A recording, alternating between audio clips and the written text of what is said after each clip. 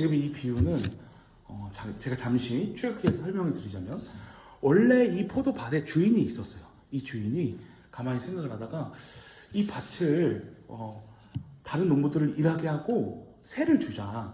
그래서 내가 그 새의 열매를 받자 해서 농부들을 불러서 이곳에 일을 하게 했습니다. 그리고 일한 것에 대한 열매를 새로 내게 했습니다.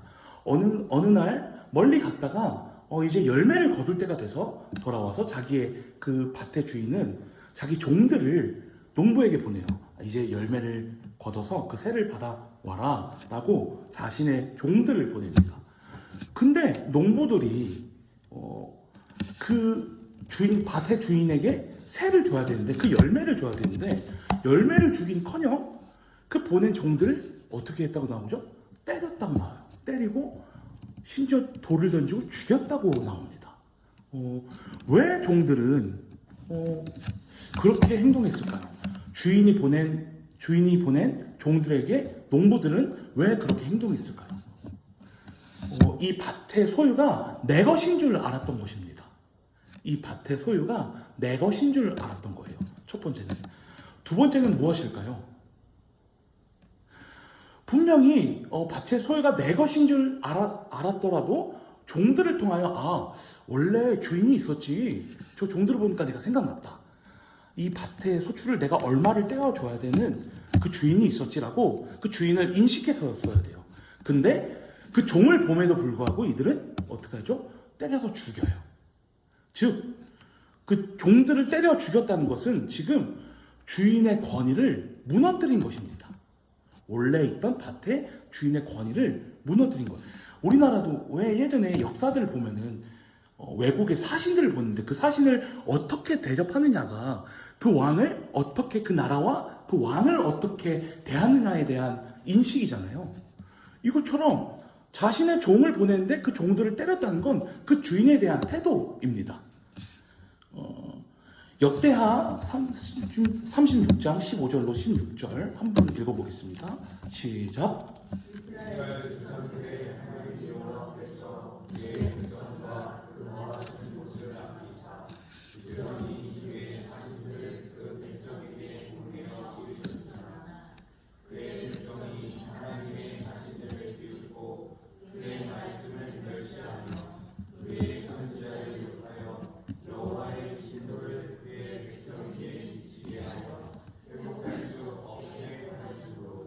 아멘. 제가 포도밭에서 잠시 예를 들자면, 그 포도밭은 지금 이스라엘을 얘기하고 있습니다. 그리고 그 밭의 주인은 하나님이세요. 그리고 그 종들은 어떻게 보면은 그 이스라엘에게 말씀을 전달하고 하나님의 말씀을 전달하라고 세웠던 그 종들입니다. 근데 오늘 이 비유를 보니까 역사는 계속 돌아가는 것 같아요. 어떻게 15절에 어떻게 했다고 나와 있죠? 하나님의 여호와께서 그의 백성과 그 거하시는 곳을 아끼사. 하나님은 이 이스라엘을 참 아끼셨어요. 그렇죠? 아끼시고 사랑하셨습니다. 그래서 이들이 여전히 하나님 외에 다른 것을 붙잡고, 하나님 외에 다른 우상들을 붙잡고, 이것도 아니고 저것도 아닌 그 가운데서 헤매이는 이들을 살리기 위해서 너무 사랑하시니까 자신의 말씀의 종들을 보내십니다. 선지자들을 보내세요. 계속. 야, 너희 하나님 품으로 돌아와야 돼. 그래야 살 수 있어. 너희가 지금 그 붙잡고 있는 우상들은 너희를 살리지 못해. 라고 계속해서 선지자들을 보내십니다. 근데 16절 한번 봐주시죠. 근데 그 백성들은 어떻게 하죠? 그 선지자들을 비웃습니다. 그리고 욕합니다. 여기서는 이렇게 나와 있지만 선지자들을 때려 죽이기까지 합니다. 왜 그들은 하나님의 말씀을 증거하는 선지자들을 때려 죽였을까요? 왜 그들을 비웃고 그들을 욕했을까요? 요한복음 3장 20절 한번 읽어보겠습니다. 시작.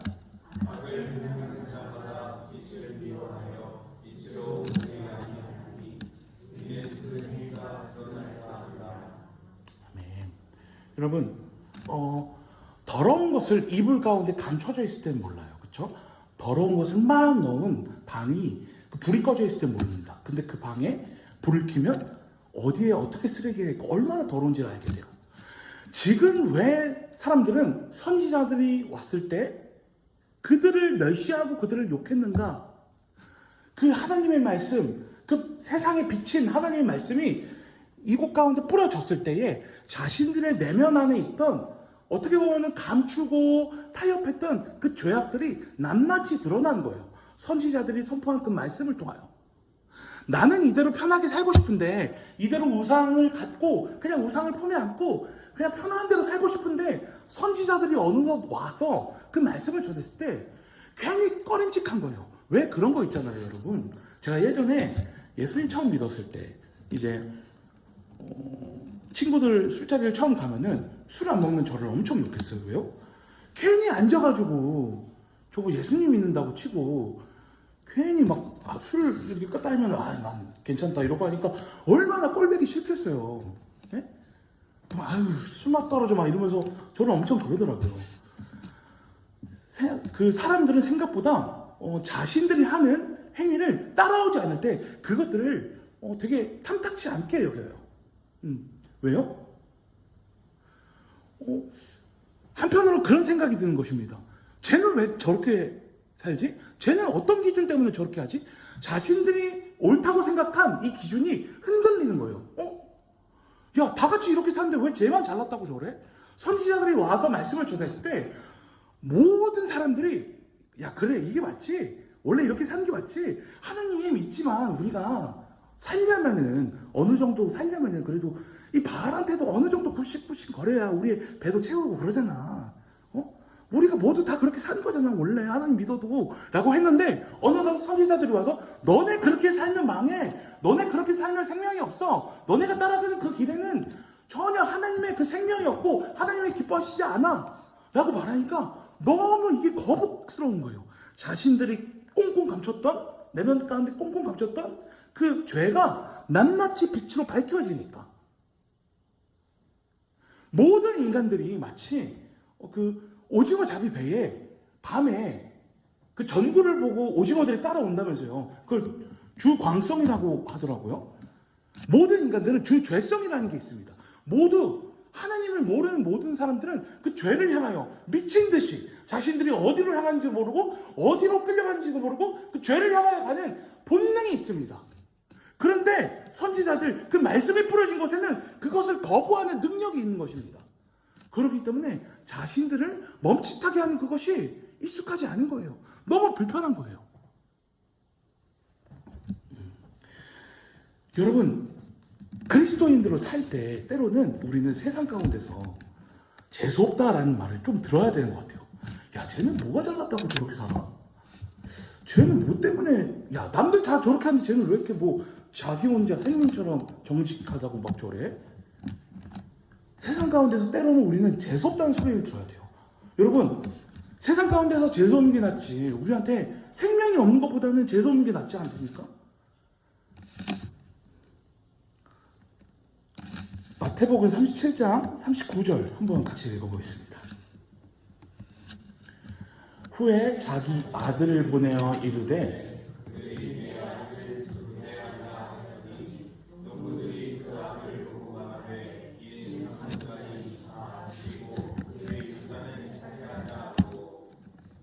아멘. 포도원 주인이 보낸 종들을 농부들은 죽였습니다. 왜요? 자신들이 잘 유지하고 살고 있었는데 무언가를 요구하니까 열매를 요구하니까 내 건 줄 알았는데 열매를 요구하니까 욕심이 났던 거예요. 탐욕이 났던 거예요. 그 탐욕이 장성해서 사망으로 이어진 것이죠. 자신들의 탐욕에 분명히 치러야 될 대가가 있음에도 불구하고 그들은 그것을 거부하고 그 탐욕에 삼켜져서 종들을 죽였습니다. 그래서 이 포도밭 주인은 곰곰이 생각을 하다가 야, 내가 내 아들을 보내도 그럴까? 내 아들은 죽이진 않겠지. 내 아들도 그렇게 하진 않겠지 해서 아들을 보냅니다. 근데 이 아들도 어떻게 하죠? 죽이자. 죽여서 그 아들이 갖고 있는 유산까지 우리가 차지하자라고 얘기를 합니다.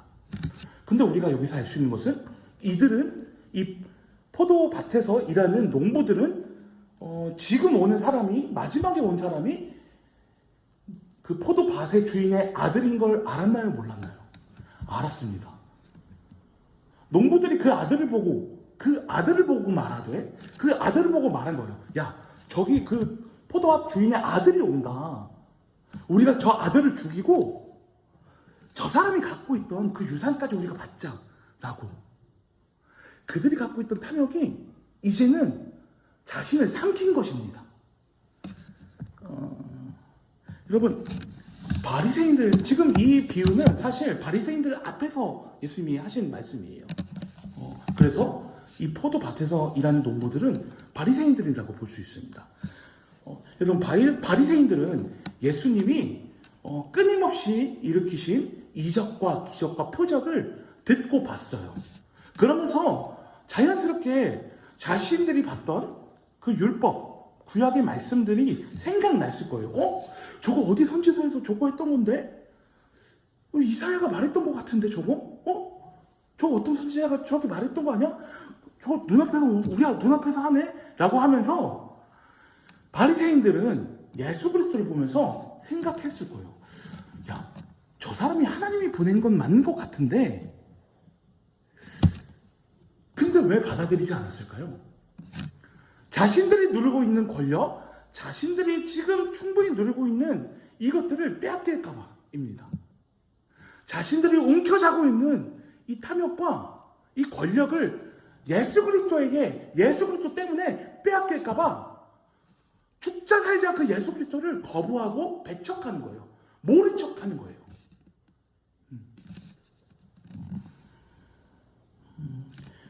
근데 이들이 그것을 거부하고 배척한다고 해서 예수 그리스도가, 하나님의 아들이신 예수 그리스도가 이 땅에 갖고 오신 생명이 없어지나요? 아니요. 그것은 없어지지 않고 옮겨졌습니다. 원래는 바리새인들에게 하나님이 그 말씀을 통하여 이스라엘 백성에게 말씀을 가르치고 그 말씀을 통하여 하나님 나를 알려줘. 너희가 그 백성들에게, 이스라엘 사람들에게 말씀을 가르침으로 나와 함께 더불어 살아야 너희가 살 수 있다. 나에게 붙어 있어야 너에게 생명이 있다. 너희 조상들부터 나는 너희를 지켰다. 라는 것을 바리새인들에게 하나님은 이스라엘 백성으로 하여금 알려주기를 원해하셨습니다. 하지만 그들이 그것을 알려주지 않고 오히려 그것을 꽉 움켜쥐고 자신들의 권력인 마냥, 자신들의 소유인 마냥 그것들을 통하여 생명을 저가긴커녕 마치 그것을 움켜쥐고 너는 소망이 없어, 너는 살 수 없어 라고 심판하기 시작합니다. 그리고 또 어떻게 하죠? 그 성전 안에서 무엇들이 이루어지죠? 그 종교 지도자들의 지인들과 자신들만 그 성전 안에서 재물들을 팔기 시작해요. 아무도 못 팔고 자신과 관련된 사람, 그리고 자신들만 그 성전 안에서 미처 재물을 갖고 오지 못한 사람들한테 그 재물을 팝니다. 양도 팔고 그렇게 하면서 부패된 그 돈을 축적합니다. 권력과 그 종교적 권력과 그 힘이 만나서 엄청나게 그 성전이 그 만민이 기도하는 집이라고 말씀하신 그곳이 강도의 소굴이 되어버립니다. 바리새인들은 지금 흘려보내야 되는 하나님의 말씀의 생명을 틀어막았습니다.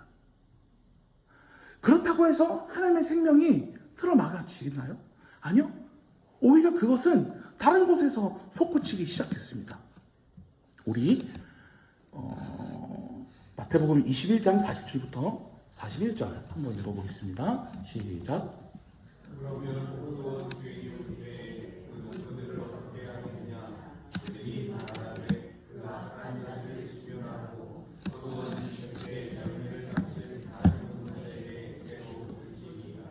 아멘.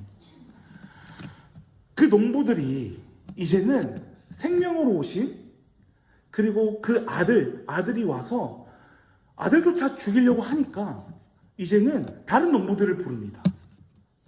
다른 농부들을 불러서 그 포도밭을 일구게 합니다. 바리새인들이 그 생명의 말씀을 잘 전달하지 못, 심지어 본인들도 누리지 못하자 그 생명이 어디로 흘러가느냐?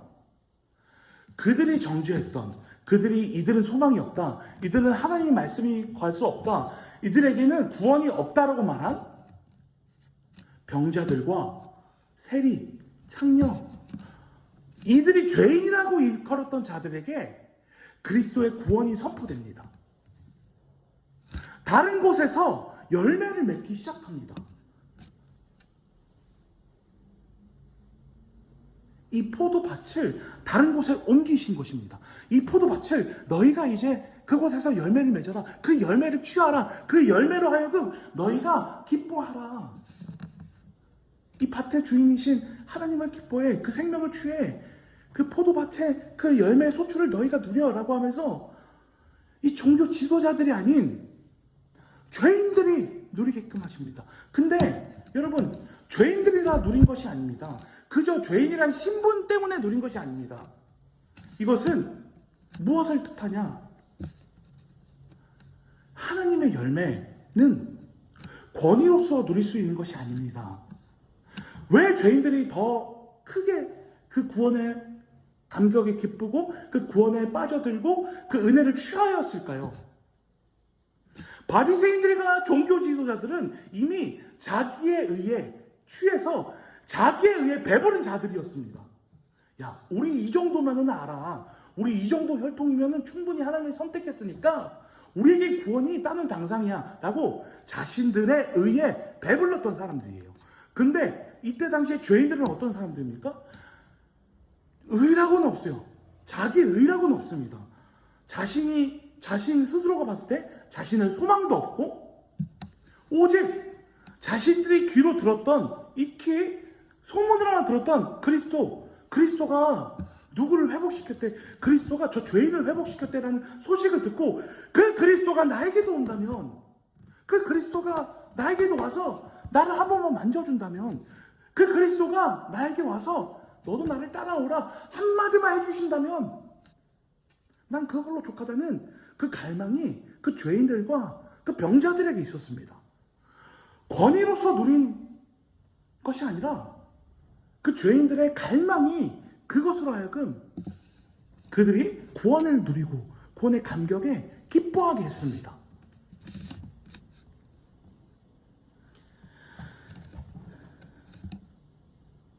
생명을 얻은 자는 권위 있는 자가 아니라, 권위 있는 자만 누리는 것이 아니라, 많이 아는 자만 누리는 것이 아니라, 오래 다닌 자만 누리는 것이 아니라 그 생명을 갈망하는 자들이 누리는 줄 믿습니다. 그 생명을 취하려고 발버둥 치는 자들이 누리는 줄 믿습니다. 그 생명으로 돌진하는 자들이 그 열매를 취하는 줄 믿습니다. 마태복음 21장 42절 한번 같이 읽어보겠습니다. 시작.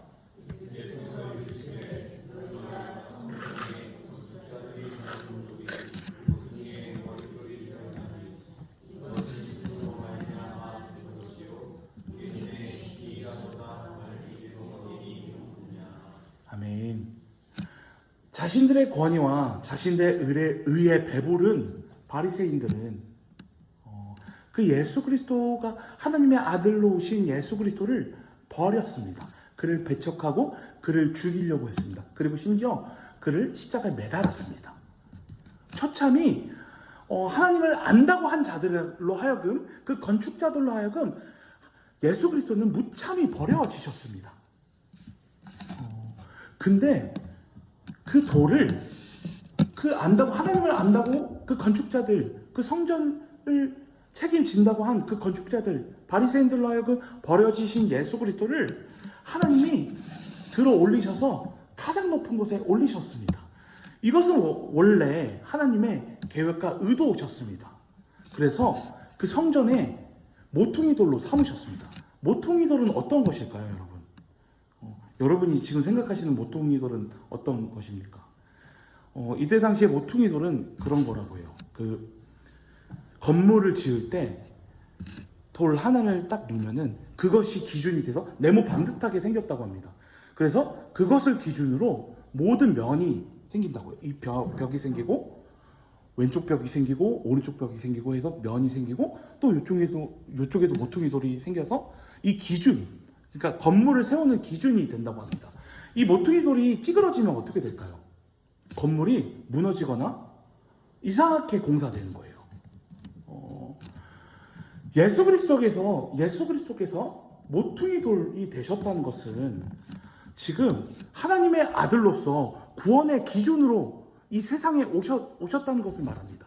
구원의 기준으로서 오셨다는 것은 예수 그리스도를 통하여 모든 구원의 그 표대가 예수 그리스도를 통하여 이루어지며 예수 그리스도 안에서 심판과 구원이 이루어지는 그 기준으로서 모퉁이 돌이 되셨다라는 것을 얘기하는 것입니다.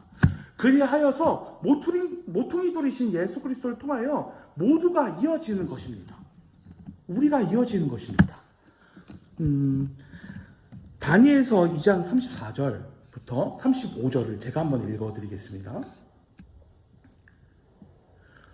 또 왕이 보신 듯 손대지 아니한 돌이 나와서 신상의 새와 진흙의 발을 쳐서 부서뜨리매 그때의 새와 진흙과 놋과 은과 금이 다 부서져 여름 타작 마당에 겨같이 되어 바람에 불려 간 곳이 없었고 우상을 친 돌은 태산을 이루어 온 세계에 가득하였나이다.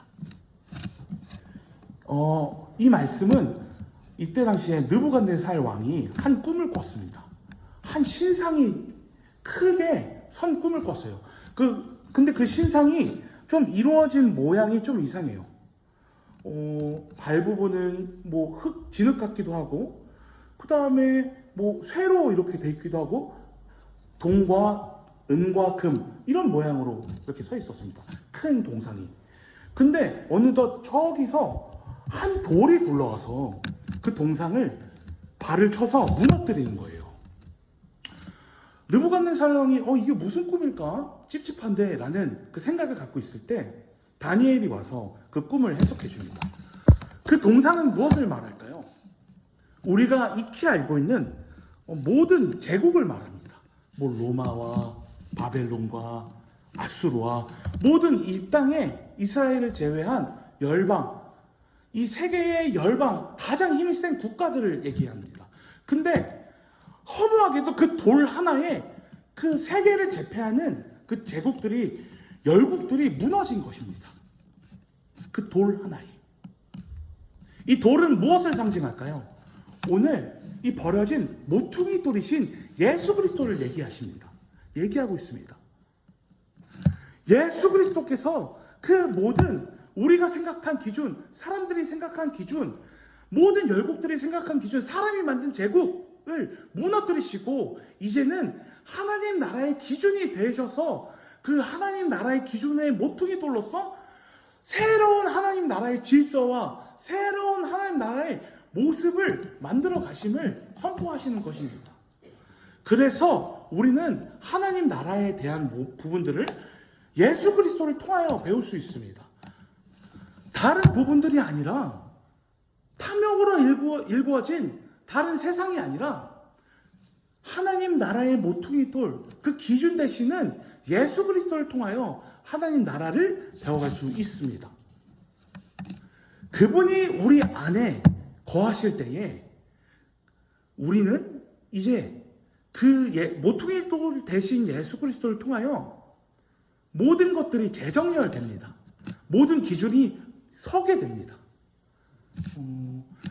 어그러지고 찌그러졌던 우리의 기준이 아닌 반듯한 완전한 구원의 기준 되시며 하나님이 세우신 그 완성된 구원이신 예수 그리스도께서 어그러진 우리 마음 가운데 오시면 이제는 우리의 기준을 버리고 새로운 기준으로 우리는 하나님 나라의 질서대로 살 수 있게 되는 것입니다.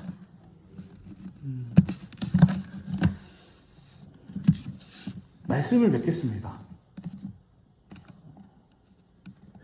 여러분, 오늘날 사회는 기준을 거부합니다. 기준 되기를 너무 싫어합니다. 예를 들어서 이런 것이죠.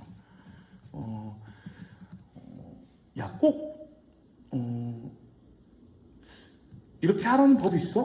뭐 예를 들어서 뭐 남자가 남자를 사랑하지 말라는 법이 있어? 여자가 여자를 사랑하지 말라는 법이 있어?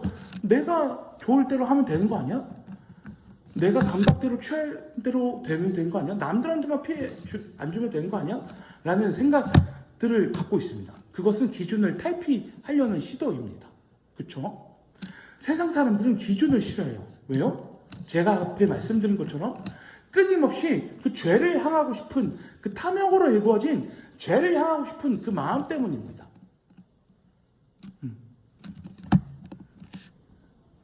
마치 이런 것과 같아요. 물고기가 이 땅에 나와서 걷고 싶다고 해서 그것은 물고기가 땅에 나와서 걸을 수 없습니다. 왜요? 물고기는 물에 있어야 살 수 있기 때문입니다. 그것은 물고기가 그 기준을 지키기 때문에, 그 질서를 지키기 때문에 유지할 수 있는 생명이 있기 때문입니다. 피조물인 우리는 하나님이 세우신 하나님 나라의 기준과 질서대로 살 때에 우리는 생명을 받아 누릴 수 있고 살 수 있습니다. 왜요? 그 기준 안에, 그 하나님 나라에서 읽어내신, 세우신 그 질서 안에서 우리가 생명을 누리며 살 수 있기 때문입니다. 그 밖에는 사는 것 같으나 우리가 여전히 우리에게 기쁜 것 같고 살아있는 것 같으나 죽어가는 것들을 멈추고 우리는 이제는 하나님 나라의 질서 안에, 하나님 나라의 기준 안에 들어와야 합니다. 근데 어떤 것이 우리의 기준이 될 수 있을까요? 그저 감동으로 우리의 기준이 될 수 있을까요? 그것들이? 하나님 나라의 기준이 우리의 감동으로만 될 수 있을까요? 우리가 단순히 무언가를 깨달은다고 될 수 있을까요? 아닙니다. 그것은 오늘날 이 시대에 많은 이들이 거부했고 많은 기준을 탈피하고 자신들의 탐욕 때문에 자신들이 죄악을 쫓고 싶은 그 마음 때문에 거부했던 그 그리스도의 말씀, 그 유일한 이 세상의 기준으로 오신 하나님 나라의 완전한 질서로 오신 예수 그리스도의 말씀이 우리로 하여금 그 기준을 세우게 하고 그것들을 가르치는 줄 믿습니다. 그것들이 우리 마음 가운데, 우리의 심령 가운데, 그리고 이 교회 가운데에 정렬될 때에 우리는 모퉁이 돌 대신 예수 그리스도를 통하여 하나의 성전이 되고 그 성전 안에 하나님의 은혜와 하나님의 생명을 누릴 수 있는 공동체가 될 수 있는 줄 믿습니다. 우리 모두 그 모퉁이 돌 되시는 예수 그리스도 안에서 하나의 몸이 되고 그리고 우리 또한 그 기준으로 생명을 누리는 저와 여러분 되기를 주님의 이름으로 축원합니다.